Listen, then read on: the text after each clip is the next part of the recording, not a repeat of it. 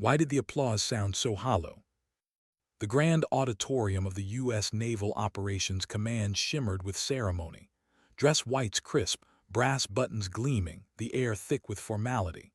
Yet for Lieutenant Morgan, every clap, every camera flash felt like echoes inside a hollow chamber. Her body stood still, but her soul seemed suspended somewhere else, somewhere darker, colder, still damp with the Baltic fog. The citation rang out across the marble, a voice reading her name in the practiced cadence of military tradition. Lieutenant Morgan, extraordinary heroism, extreme tactical acumen, unflinching courage under fire. Words chosen to inspire, words chosen to hide. Each syllable fell like stones against her ribs, and beneath the polished fabric of her uniform, those ribs still carried the truth: scar tissue, fractured bone, two metal fragments lodged too close to her lung to be removed. She hadn't wanted to be here, not again. The Medal of Honor Hall, with its polished floors and its walls lined with glass cases of medals, felt more like a mausoleum than a shrine. Faces of the fallen stared down from mahogany frames, their eyes sharp, unyielding. They seemed to ask her, "What did it cost you?" And in return she wanted to ask, "What did it cost you to believe?" When Admiral Harrison Wells rose from his seat, all eyes shifted toward him. 68 years old, ribbons stacked across his chest like a history book written in blood, and his face was weathered, gray eyes like a winter sea, steady, unreadable. He carried the silver star in his hands, gleaming under the lights. As he pinned it to her uniform, cameras flashed, applause swelled, and Morgan barely blinked. No smile, no tears, no outward sign that her chest ached not from pride but from the invisible weight she carried. "Congratulations, Lieutenant," Wells murmured, low enough that no one else heard. Her answer came just as soft, "Thank you, sir." But the thank you was empty, a reflex drilled into her bones.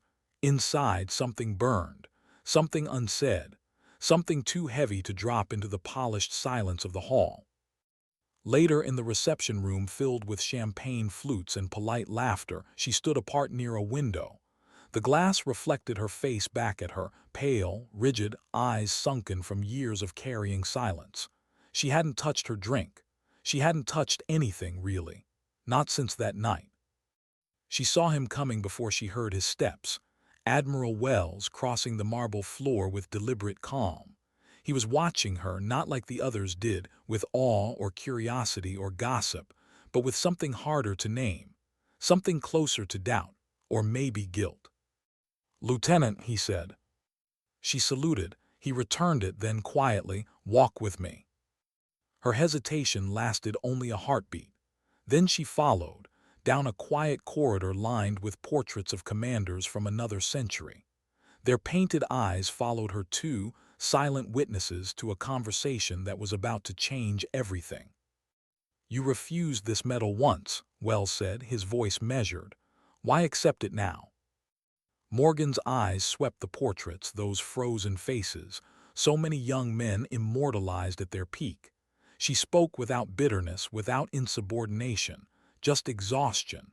"Because I thought no one cared enough to ask why." He stopped walking.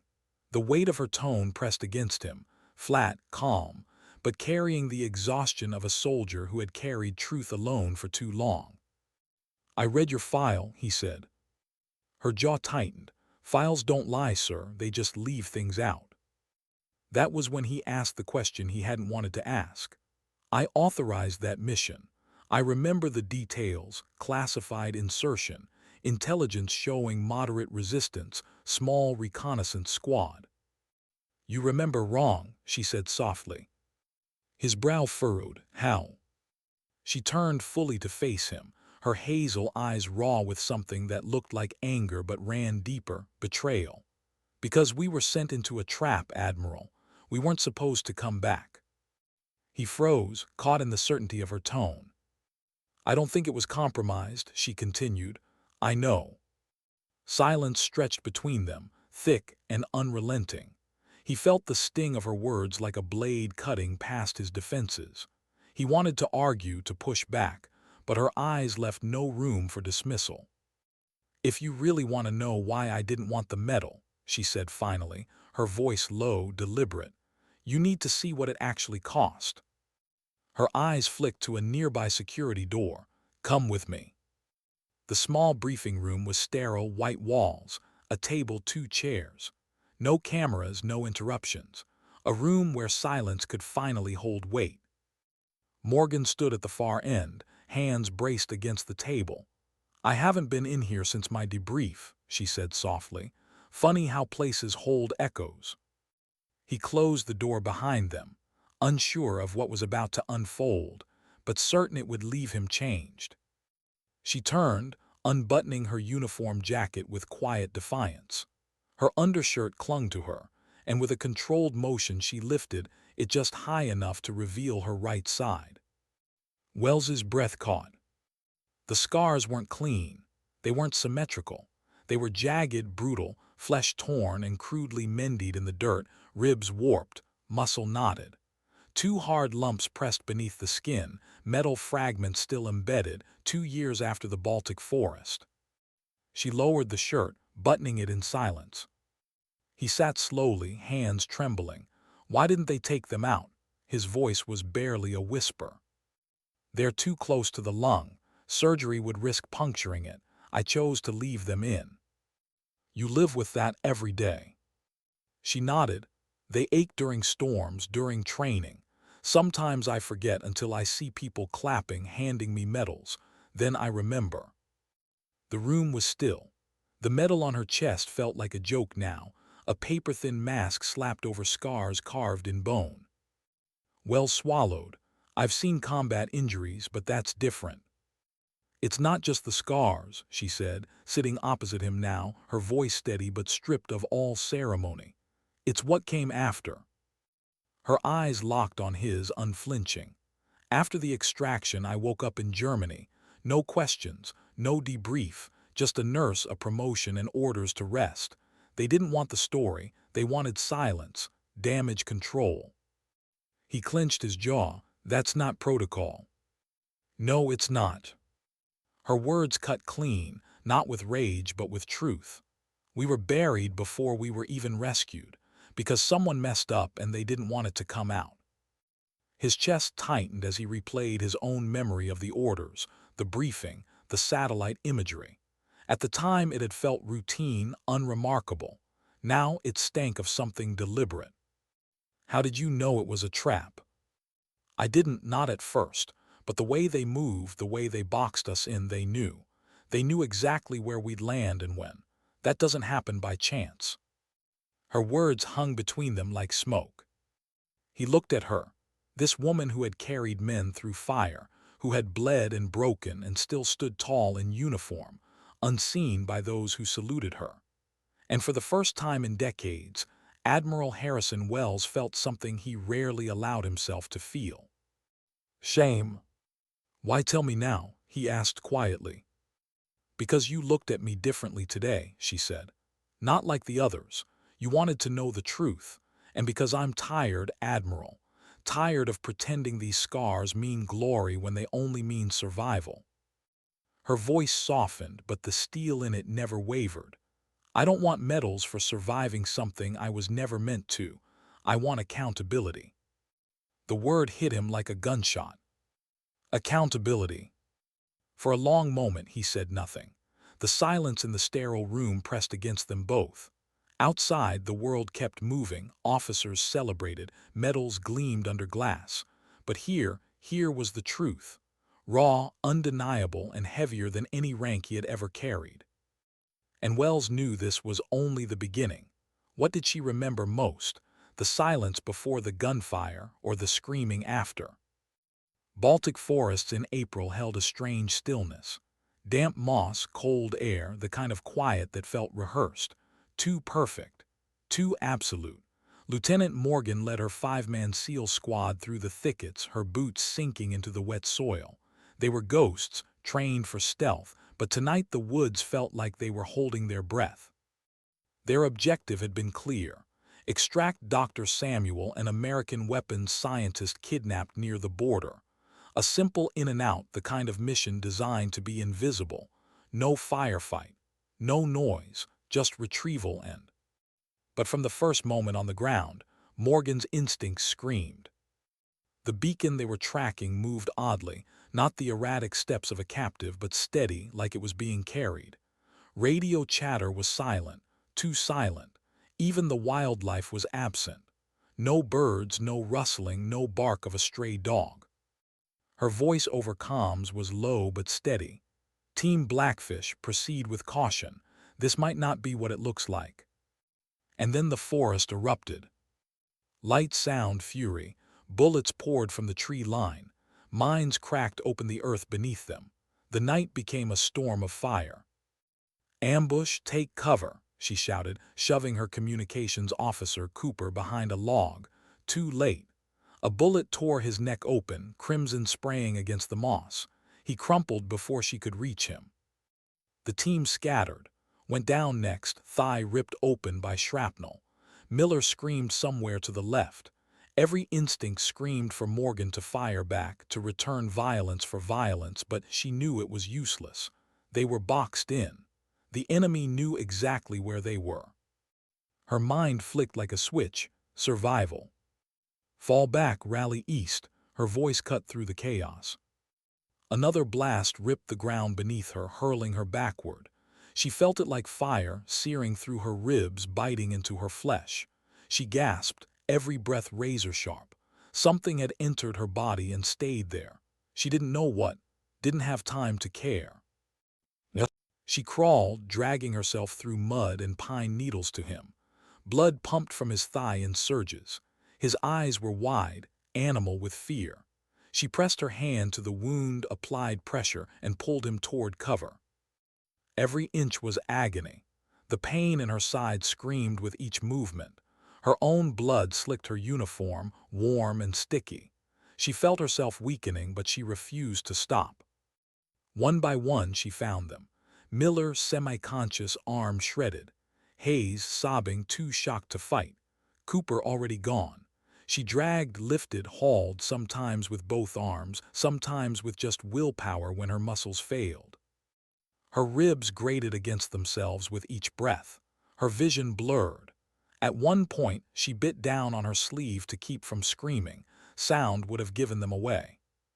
3 miles. 3 miles through mud, darkness, and enemy patrols. Her men collapsed, fainted, cried, begged. She ignored her body's protests and kept pulling. The world narrowed to one command: keep moving. By dawn, she staggered into the edge of the extraction zone. The helicopter blades thumped above, salvation within reach. She dropped to one knee, nearly collapsing. A Navy corpsman rushed toward her, his eyes widening at the sight of blood. "Jesus Christ, what happened?" She forced words past her raw throat. "They're alive, take them." And then the world went dark. When she opened her eyes again, it was white ceilings and hospital monitors. Regional Medical Center in Germany. Her chest burned like fire, every breath shallow, fragile. Tubes snaked into her arms, oxygen up her nose. A nurse hovered nearby, voice soft. "You're lucky to be alive. Internal bleeding, broken ribs, 2 metal fragments still inside, too close to the lung, safer to leave them." Lucky, the word tasted like ash. She gestured weakly for a pen, her throat too raw to speak. On the clipboard she scribbled, "How many made it?" The nurse's eyes softened. 3, thanks to you." Relief should have come. Instead, emptiness. Soon after, the requests began. Command wanted her statement. Public Affairs wanted interviews. The Navy wanted to parade her as the face of valor. She refused them all. When her commanding officer visited, he carried a metal recommendation form. "Just sign," he said gently. "You've earned it." Morgan's eyes locked on his. "Who gave the mission order?" He hesitated. "Why does it matter?" "It was a setup." He didn't answer. She tore the form in half. 2 months later, she returned to base. Body functional, spirit fractured. She moved like a ghost, trained recruits kept to herself. The Navy mailed her a medal. She mailed it back. The men she saved came to thank her. One even cried in her arms. She smiled, hugged them, and then retreated into silence. She had grown used to pain that no one else could see. The fragments inside her never shifted. They just sat there, reminders, proof carved into her ribs. At night, she'd press her fingers against the lumps beneath her skin, not because they hurt, but because she needed to know it was real, that it hadn't just been a nightmare. One rainy afternoon, a young cadet asked during training, "Ma'am, is it true what they say about the Baltic mission?" She looked at the girl, barely 21, wide-eyed, brimming with hope. "What do they say?" "That you carried 3 grown men for miles, that you didn't even cry." For the first time in months, Morgan chuckled. "I cried," she said softly, "just not where anyone could see it." The truth unpolished. And yet, it was still only part of the story. Because the deeper truth, the betrayal, the setup, the knowledge that they had walked into a trap, remained locked inside her chest, alongside the fragments of shrapnel, waiting, burning. And every time she touched the scars, she felt it again. Not glory, not pride. Just survival. Why couldn't he stop thinking about her eyes? Admiral Harrison Wells had been in uniform for 40 years. He'd commanded destroyers through hostile waters, walked the decks of aircraft carriers under the weight of decisions that meant life or death for hundreds. He'd faced down threats foreign and domestic. He had learned long ago to compartmentalize, to keep emotions where they belonged, locked away, neat, controlled. But the eyes of Lieutenant Morgan haunted him. Not her scars, not the story whispered in the corridors about her dragging men through Baltic mud. No, it was the look she gave him in that sterile briefing room, shirt lifted just enough to reveal the jagged truth the Navy wanted hidden. The look of someone who had carried pain too long and finally set it down on the table for someone else to hold. And she had given it to him. Wells sat in his office long after the ceremony ended, the Silver Star citation still on his desk. He opened her file, dozens of pages perfectly written, commendations, mission summaries, a sanitized story wrapped in military language. But he knew files could lie, or worse, they could tell the truth selectively, omit the rot, dress wounds in ceremonial ribbons.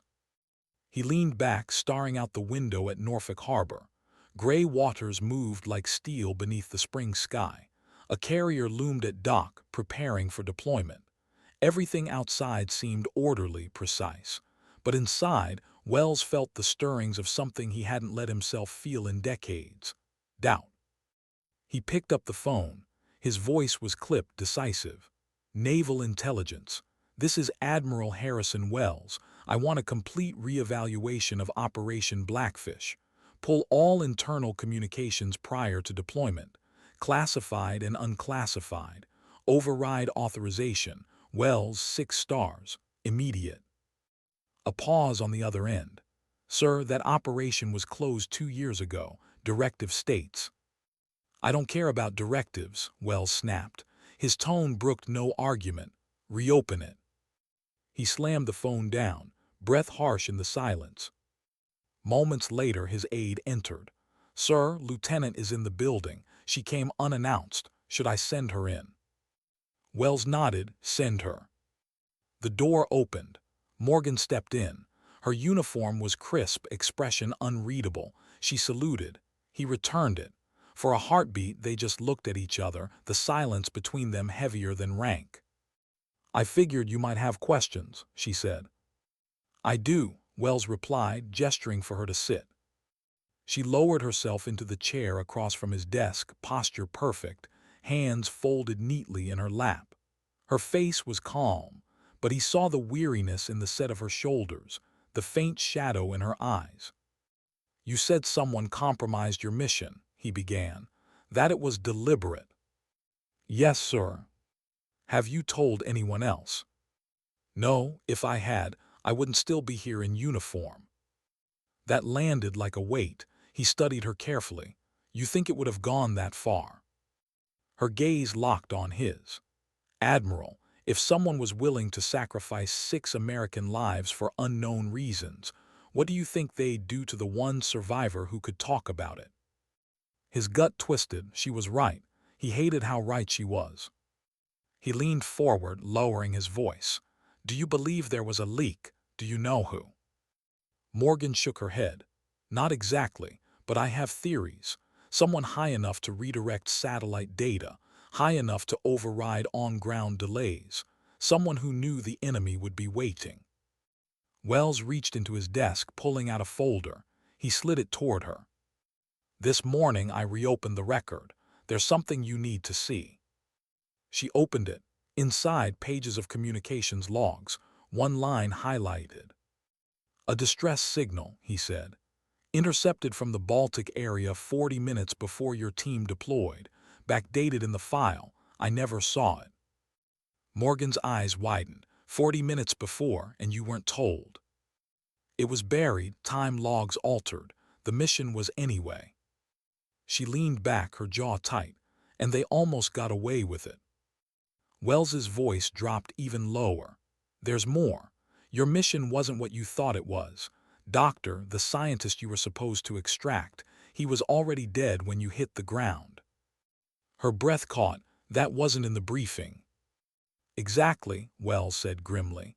Because it was never supposed to be a rescue. It was a test run. A new satellite-guided drone targeting system. Your team was the control variable. The words hit her like shrapnel. She stared at him, fury burning beneath the surface. They used us, she whispered. Yes. The silence that followed felt suffocating. For Wells, it was worse than combat. In combat, you knew the enemy. This was betrayal from within. They sacrificed my team for a weapons test, she said finally, her fists clenched in her lap. And they covered it by painting me as a hero. Either I'd survive or I wouldn't. Either way, they'd win. Wells nodded, shame heavy in his chest. I should have spoken up, she continued, voice taut.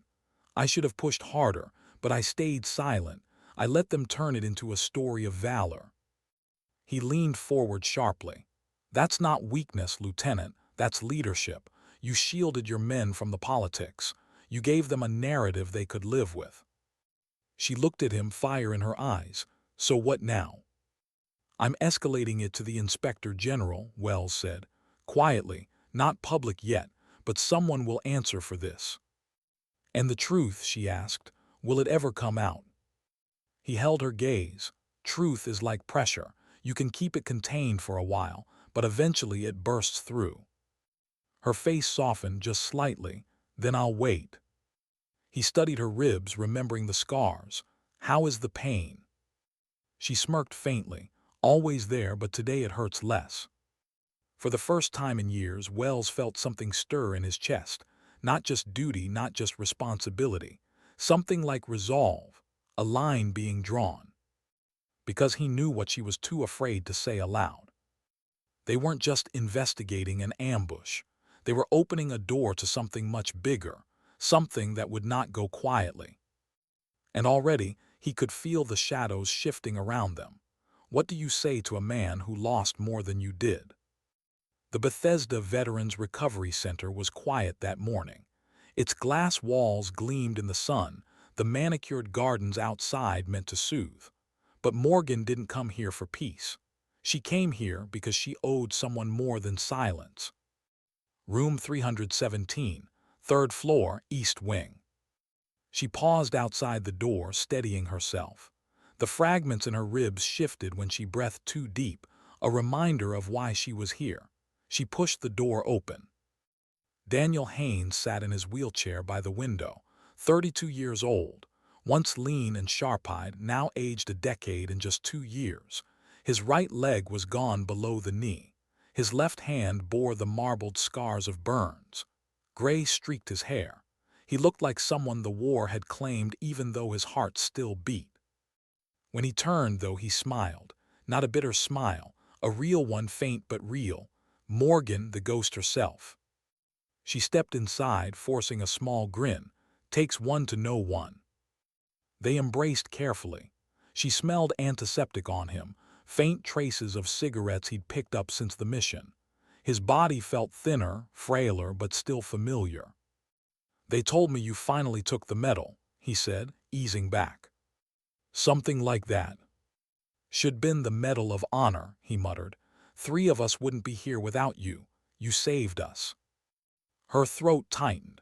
She didn't correct him, didn't tell him that Cooper had bled out on the table in Germany, not on the battlefield, that the Navy had twisted the truth to fit their story. Haynes deserved his gratitude unspoiled. Instead, she nodded toward his prosthetic leaning against the wall. "How's rehab?" "Slow, frustrating," he chuckled bitterly. "Getting there, coffee." They sat at the window, mugs in hand. For a while they talked about nothing, food, weather, faces from the past. The small talk of survivors circling around a truth neither wanted to touch. But finally, Haynes set his mug down. "You didn't drive 2 hours to ask about my physical therapy. What's going on?" Morgan looked at him, steady. "I've been thinking about that night." His face darkened. "I try not to." "I know, I'm sorry, but something's been bothering me." He stared at the gardens below, his fingers tightening on the mug. "The way they knew exactly where we'd be." "Yes." He hesitated, then sighed. "When we were pinned behind the ridge before the second blast, I was sweeping radio frequencies. Picked up something strange. Encrypted. Military signature. Not separatist. Ours." Morgan's pulse quickened. "You reported it." "I tried. A captain from Naval Intelligence came by, said he'd look into it. Never heard a word after." "Do you remember his name?" Or older guy, seemed distracted. Her stomach turned. Another dead end, or maybe another piece of the puzzle. Haynes' voice dropped lower. "There's something else. I never told anyone. When the blast took my leg, I stayed conscious longer than they think. I heard voices." Voices. Not separatists, Americans, talking about the package and confirmation. Sounded clinical, not combat chatter, like doctors discussing a procedure. Morgan swallowed hard. His words fit too neatly with Wells's revelations. A test run, an experiment, soldiers as variables. "What did you hear exactly?" "One name just once, Prometheus." The word hung between them like a curse. "Prometheus," she repeated softly. "Like the Greek myth," Haynes said with a half-smile. "The fire-bringer punished forever." She reached across the table, gripping his hand. "Thank you for telling me." He studied her face. "What are you chasing, Morgan?" She wanted to tell him everything.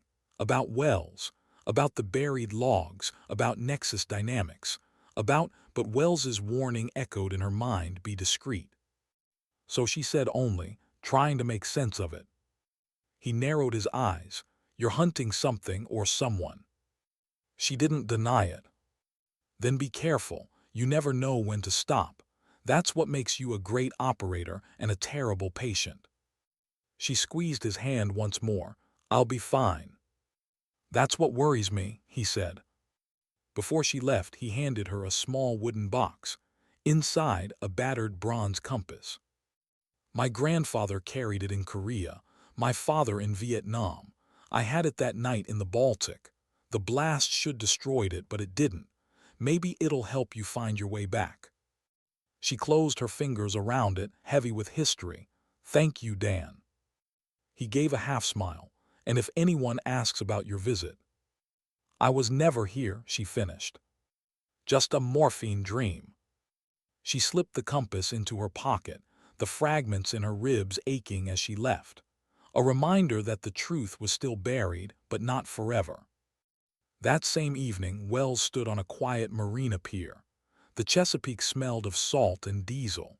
At the end of the dock, a trawler rocked gently in the tide, its blue paint faded but cared for.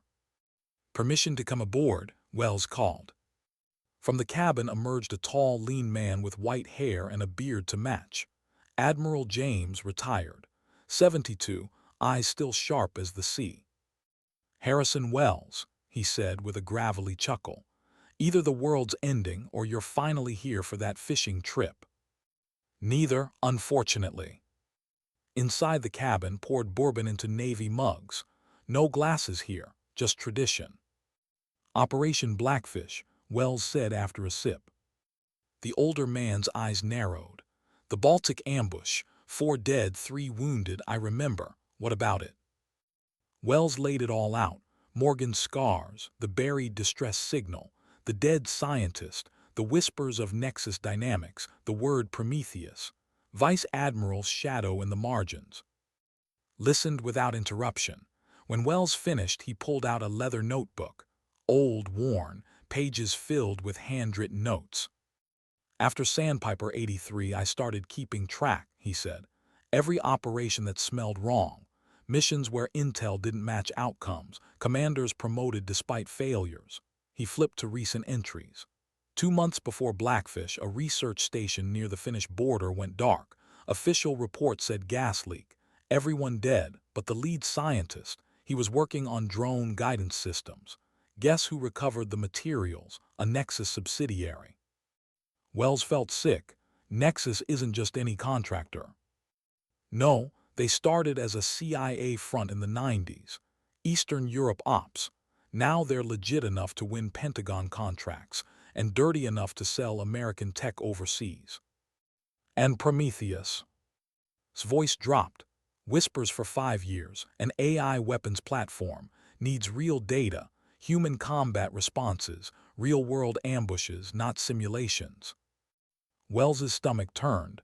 So they staged Blackfish. Exactly. They needed your SEALs as the control group, separatists as the variable, 2 data sets for the price of 1. The old Admiral's eyes hardened.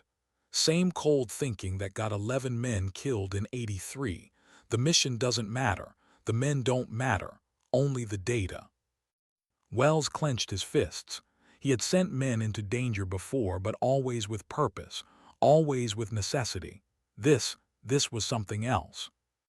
I need proof, he said. Scribbled an address on a slip of paper. Talk to Owen Campbell, former CIA, runs a gas station in rural Virginia, perfect cover. He's been tracking Nexus for years. Lost a nephew in Sandpiper. He'll help. Wells pocketed the note. Thank you. Don't thank me yet, said, pouring another round. You're poking a hornet's nest. Isn't just any flag officer. He's connected. No conscience. And us? Wells asked. His eyes softened. That's what we have left. Conscience. It's a liability, but it's also the only line between duty and complicity. Wells left the marina at sunset. The Chesapeake glowed molten gold. His phone buzzed. A text from. Found something. Haynes mentioned Prometheus. Also picked up American transmission before ambush. He typed back, I have a lead. Meet tomorrow, 900 Cemetery, Section 12. Surveillance risk increasing. Her reply came quick, Roger that. As he pocketed the phone, Wells felt the weight of it all pressing on him. But beneath it something else stirred. Clarity, resolve. For the first time in years, he remembered why he had joined the Navy in the first place. Not for medals, not for rank, but to stand for something that mattered, even when the enemy wore the same uniform. Why did he choose a cemetery? Morgan asked herself the question as she walked between rows of weathered headstones at cemetery. The morning sun broke through thin clouds, washing marble and granite in a pale glow. Names of sailors and Marines stretched on either side, wars etched in stone, Korea, Vietnam, Iraq, Afghanistan. Silent witnesses, all of them. Maybe that was the point. The place was empty, save for the rustle of leaves and the caw of a distant crow. She wore civilian clothes, a gray jacket that concealed the bulge of her sidearm. Every step made the fragments in her ribs shift, but she ignored the ache. She had grown used to carrying pain in silence. Wells was waiting by Section 12. No uniform, just a plain coat, his posture too stiff for a man pretending to be ordinary. His eyes swept the grounds before settling on her. You came alone, he asked. Yes, she said, you. He gave a dry smile. Retired admirals don't have friends. She almost smiled back, but his tone carried too much weight. He handed her a folded envelope, pointed me toward a contact, former CIA, claims to have data on Nexus and Prometheus. If it's real, it could prove everything. She tucked the envelope into her jacket, and if it's a trap, then we'll find out together. For a brief moment they stood in silence, the wind threading through the graves. It felt almost sacred, this meeting of two soldiers bound not by rank but by scars. And then, the crack of a rifle split the morning.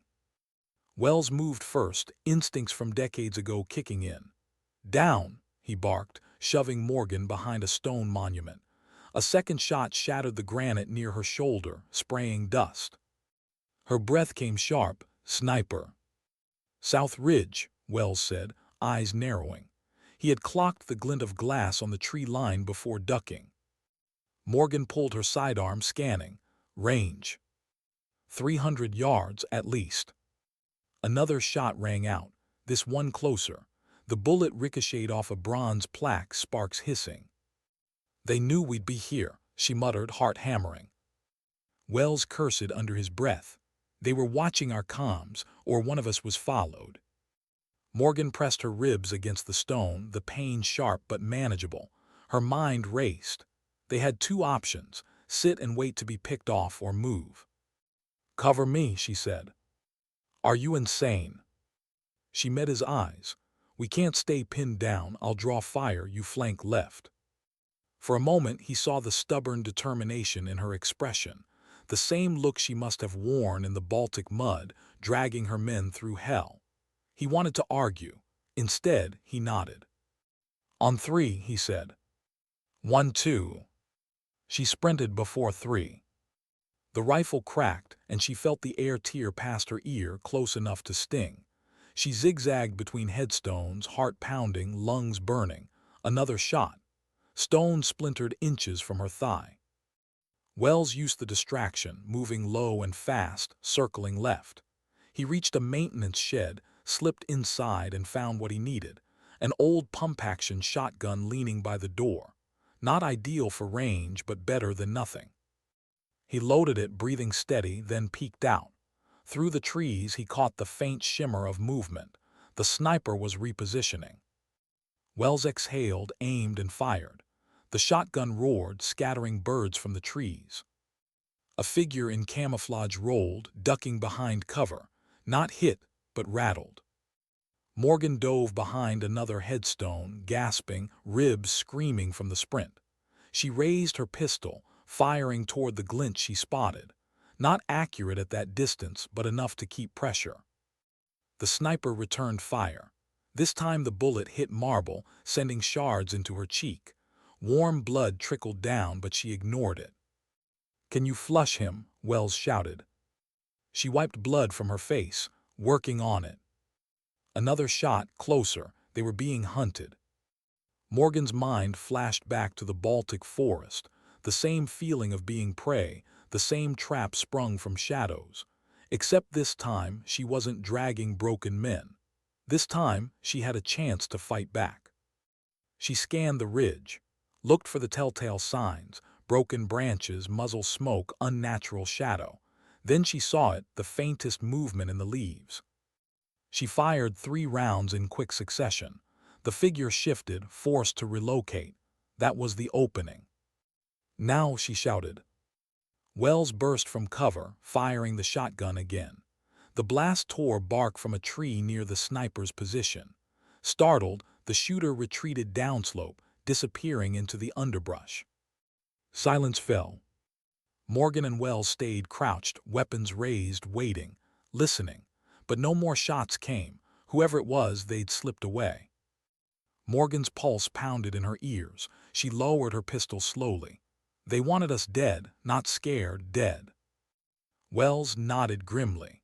"Which means we're close to something they can't afford to let out." She touched the envelope still in her jacket. "The contact, Campbell. We have to reach him before they do." He glanced at her ribs, the blood on her cheek. "Can you move?" She smirked faintly. "I've moved through worse." They left the cemetery fast, not looking back. But the silence behind them felt heavy, as if the rows of gravestones had witnessed something new. Two soldiers marked for death not by foreign enemies, but by hands within their own chain of command. That night in a dark motel room 2 counties away, Wells sat at the small table spreading documents from the envelope. Satellite maps, budget transfers, memos stamped classified. Morgan sat on the bed, patching the cut on her cheek, ribs aching beneath the bandages. She watched him, eyes sharp despite exhaustion. "What is it?" she asked. He tapped one page. Nexus Dynamics received $87 million in undisclosed funding 18 months ago, labeled as communications research. But look at the subcontractors. She leaned over. All shell companies. Exactly, and one of them matches the signature Haynes picked up the night of the ambush. They weren't just running a test. They were running Prometheus, real-world calibration. She sat back, the weight of it crushing. They sacrificed us for data. Wells looked at her scars, remembering the moment in the sterile room when she had shown him what survival really looked like. And you lived, which means you're the threat they can't contain. She met his gaze, fire in her eyes. Then let's make sure they can't bury this. For a long moment the motel was silent. Just two soldiers, different generations, different scars, bound together now by the truth. And both knew, the next move would draw blood. Why would a man who once ran covert ops now pump gas in the middle of nowhere? Morgan thought about it as she and Wells drove down the of rural Virginia. The morning sun was bright, the kind that made the world look ordinary, almost safe. But her ribs throbbed with every bump, and the compass Haynes had given her weighed heavy in her jacket pocket, like an anchor dragging her towards something she couldn't yet name. Wells's hands gripped the wheel, his eyes scanned the mirrors more than the road. They'll have tagged us leaving the cemetery. Assume we're burned. Then why go at all? Morgan asked. Because Campbell may be the only one alive who can tell us what Prometheus really is.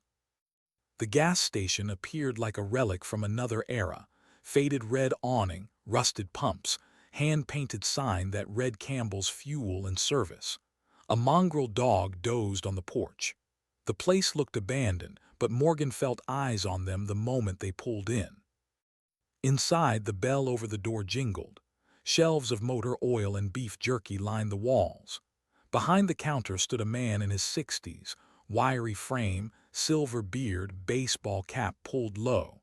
His blue eyes were sharp, assessing. "Admiral Wells," he said, voice gravelly.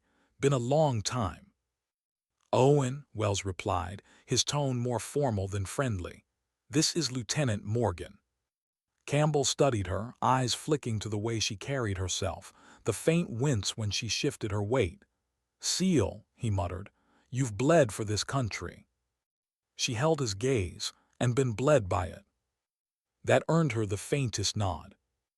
They followed him into the back room where the smell of gasoline gave way to stale coffee and paper. Maps covered the walls, dotted with pins and strings. A corkboard listed names, dates, operations. In the center, one word in thick black marker, Prometheus. "You've been busy," Wells said quietly. Campbell poured 3 mugs of coffee, slid them across. "Prometheus isn't a program," he said. "It's an obsession. Born in Langley, raised in the Pentagon, fostered by every contractor who wanted a slice. Nexus just happens to be the hungriest." Morgan frowned. "Obsession with what?" "Autonomy," Campbell said. "They want machines that don't just follow orders. They want them to anticipate, to adapt, to outthink. But to do that, you need real human data, not training sims, not war games. You need the psychology of combat, fear, hesitation, sacrifice. You need to know what makes a soldier falter and what makes them fight." Morgan felt her stomach turn. "So they set us up to feed it." "Exactly." Wells leaned forward. "And who this?" Campbell's eyes hardened. "Vice Admiral, he's been Nexus's man for years.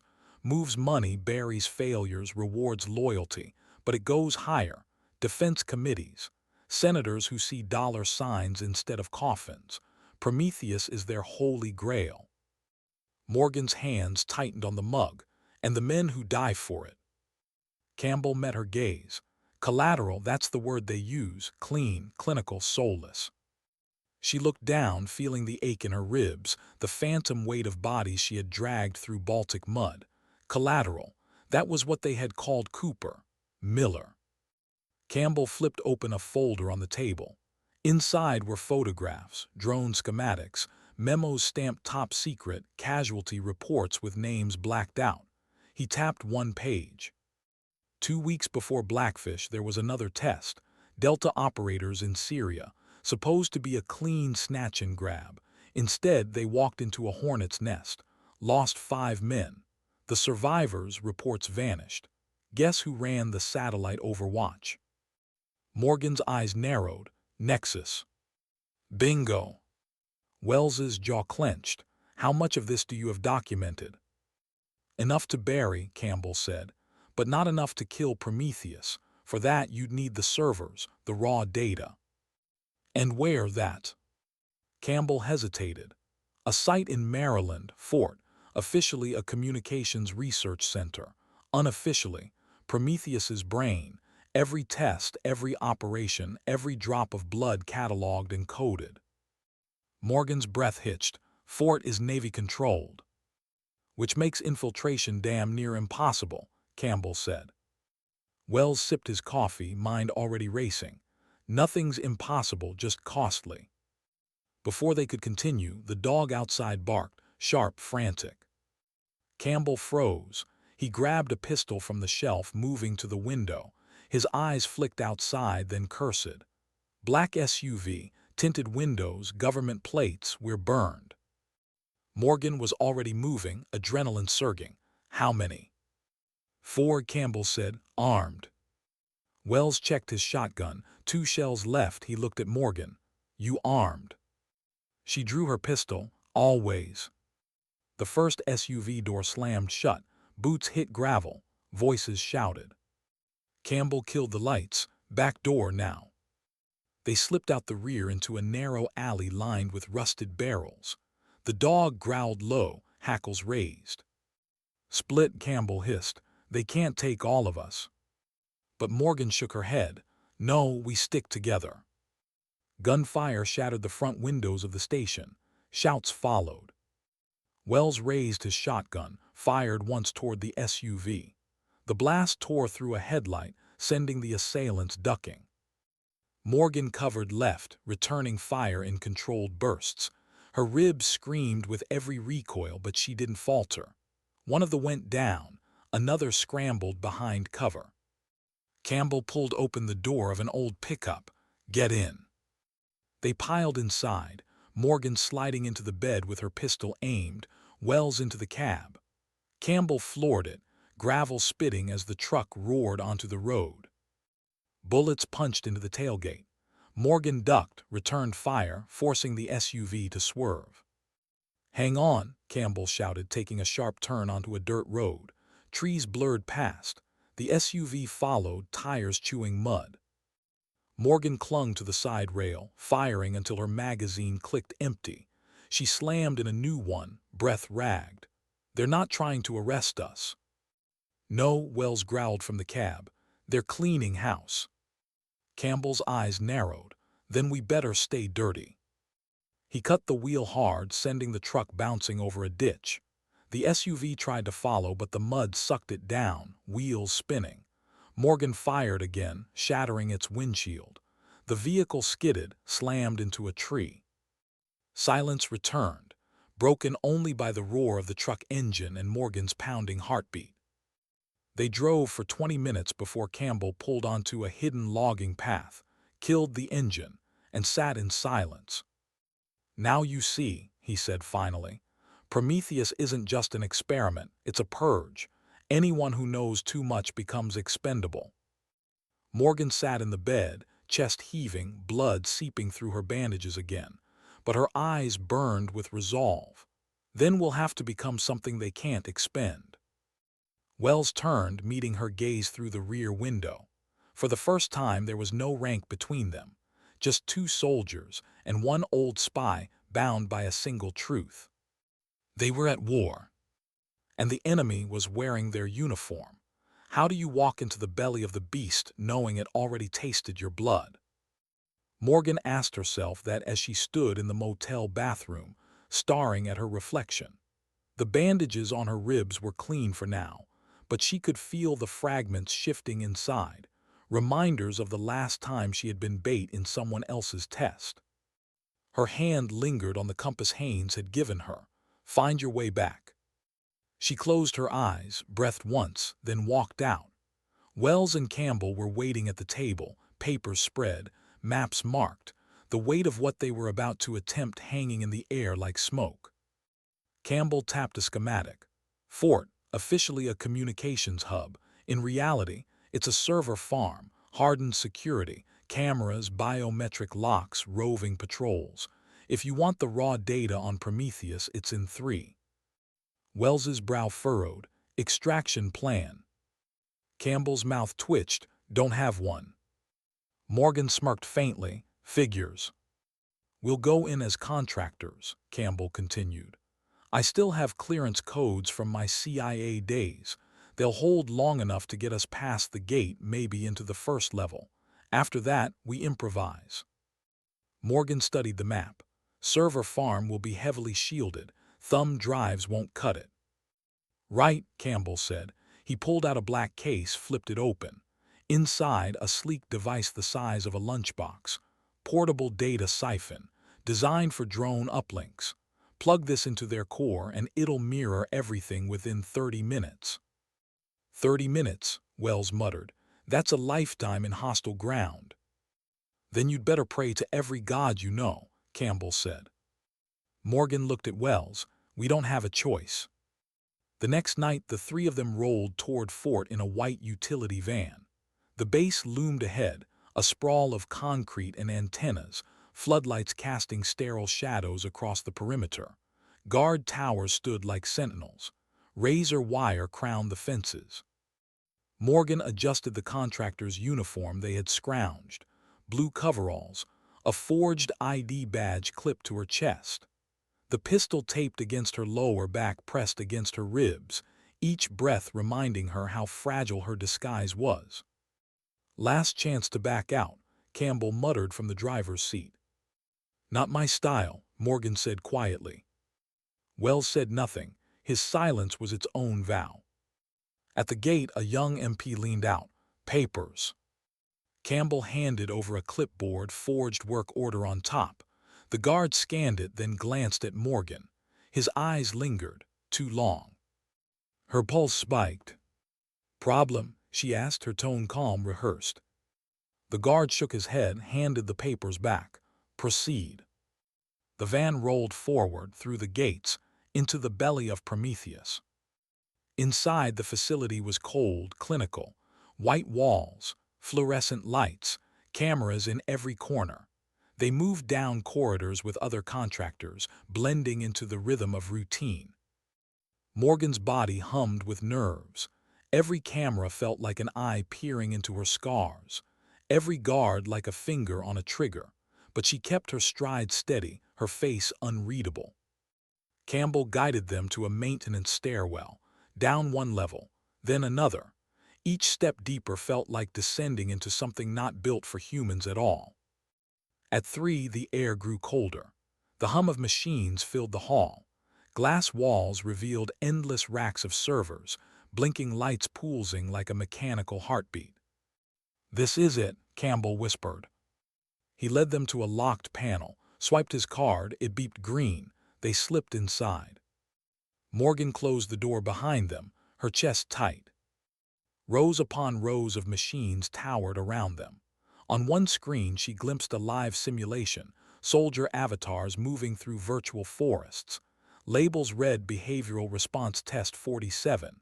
Another screen showed real faces, men in combat zones, data streams tracking heart rate, adrenaline spikes, reaction times. Her stomach twisted. They're still running it, she whispered. Real missions, real soldiers. Wells's jaw hardened. Get the data. Campbell set the siphon device onto a terminal, plugged it in. The screen blinked. Transfer initiated. Estimated time, 0:29:59. The three of them stood in silence, listening to the hum of machines. Each second stretched long, taut. Morgan's eyes roamed the room, the scars on her ribs aching. On one monitor she saw Baltic coordinates, a red marker blinking where her team had fallen. Data logs scrolling. Subject survival rate, 42%. Anomalous variables, operator. Her breath hitched. She reached out, touching the screen as if she could erase the words. "That's what you are to them," Campbell said quietly. "A variable." Wells looked at her. His voice was low, steady.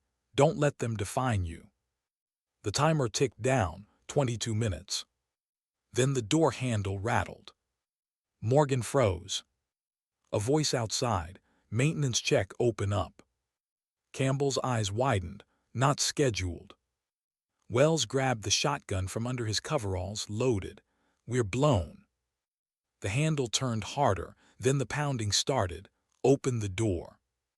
Morgan drew her pistol, breath sharp, every nerve alive. "How long on the transfer?"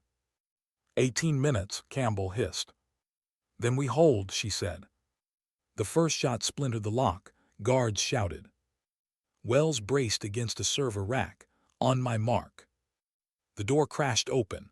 Armed men stormed in. Wells fired first, the blast deafening in the confined space. One guard dropped. Morgan moved low, precise, firing twice into the next. Campbell yanked the device free of the console, clutching it to his chest. Alarms blared. Red lights strobed. "We can't finish the transfer," Campbell shouted. "We've got maybe 12%.